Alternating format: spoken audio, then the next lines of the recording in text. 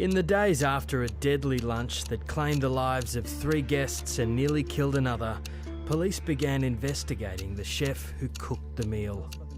This week in the triple murder trial of Erin Patterson, the Supreme Court was played a police interview recorded with her on the 5th of August 2023. She was asked by police why she had invited her estranged husband Simon's family to her house.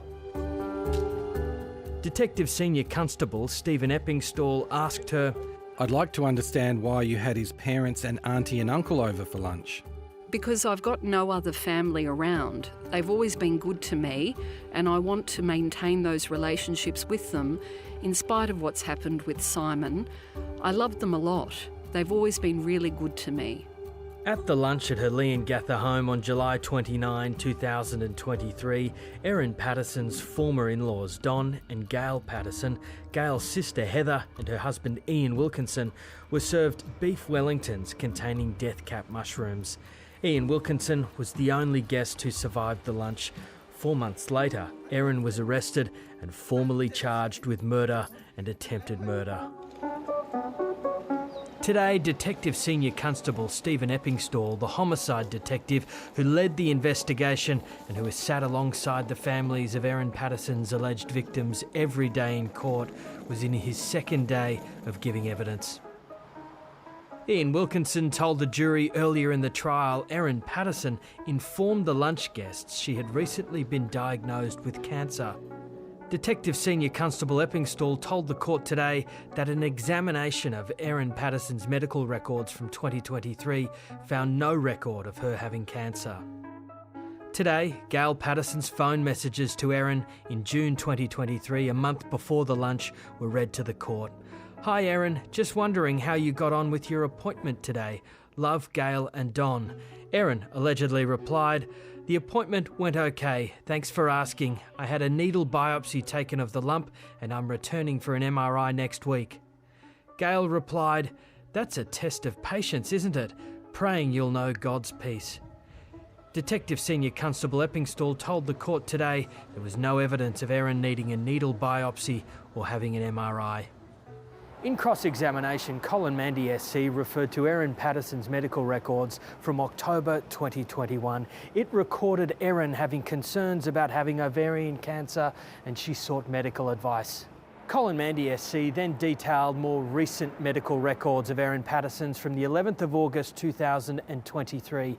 It showed a complete family medical history of cancer, including ovarian cancer on both her maternal and paternal sides.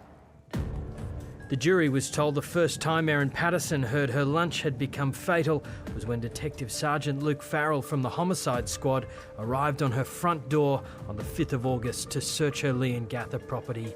Detective Sergeant Farrell said the reason they were executing a search warrant was in connection with the death of 2 people. She responded, "Who died?"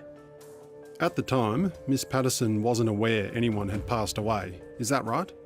I don't know what she was or wasn't aware of, but she was told in my presence and expressed that she didn't know beforehand.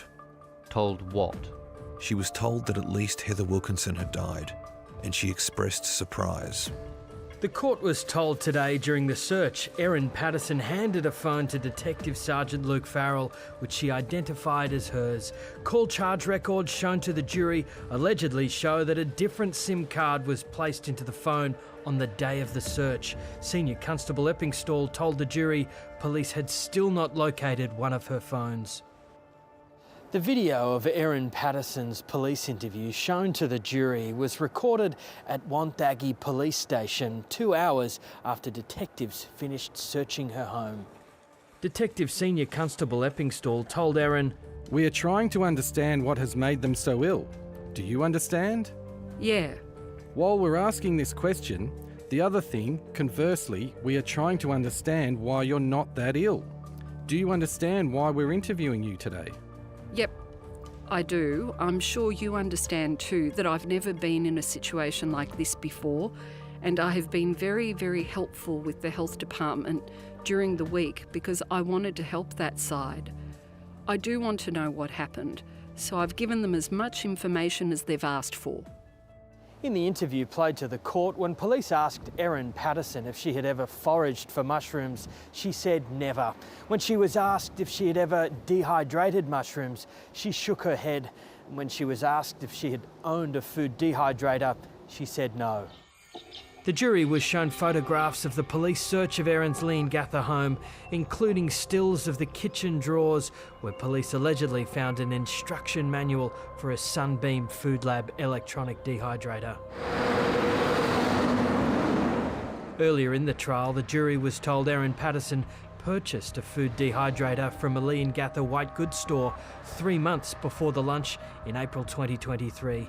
The court was also shown CCTV of Erin Patterson disposing of the alleged food dehydrator at the Coonawarra transfer station, a nearby waste facility, on August 2nd, 3 days after the lunch.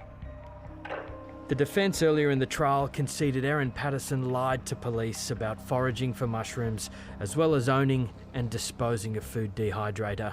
Colin Mandy SC put to the jury, Is it possible that a person might lie when they find out that people are seriously ill because of the food that they've served up? Erin Patterson denies she ever deliberately sought out death cap mushrooms and maintains the deaths are a tragic accident.